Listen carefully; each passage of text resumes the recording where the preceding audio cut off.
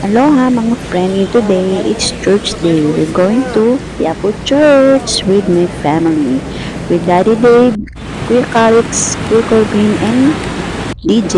And of course, me. Yeah, happy ang aking mga bibis. Happy because kompleto kami pupunta sa simbahan for today's video. Di pa kami sa LRT. Ayan, papasok na kami.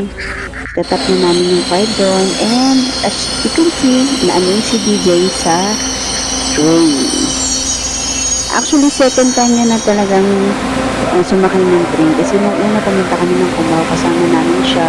Nag-park lang kami sa Decathlon kasi alam niyo na, pag traffic, tapos sayang yung gas, pwede naman kami mag-train.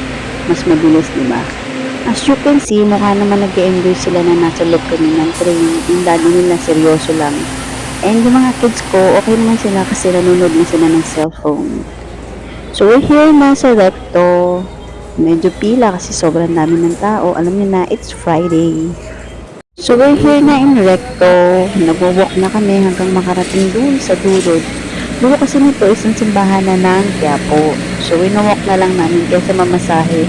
Alam niyo, exercise na rin yun. At saka na-enjoy naman ng mga kids yung paglalakad eh. Wala naman silang reklamo. Makulit lang talaga yung bunso ko. Pero, enjoy na lang natin yung kakulitan ng mga kids. Ganun talaga pagka mga bata.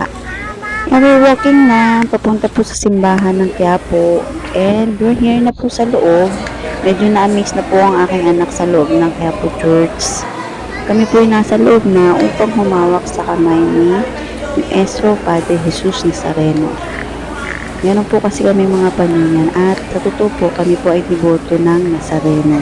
Namana po namin ito sa aking biyanan at naipasa po namin sa aming mga anak.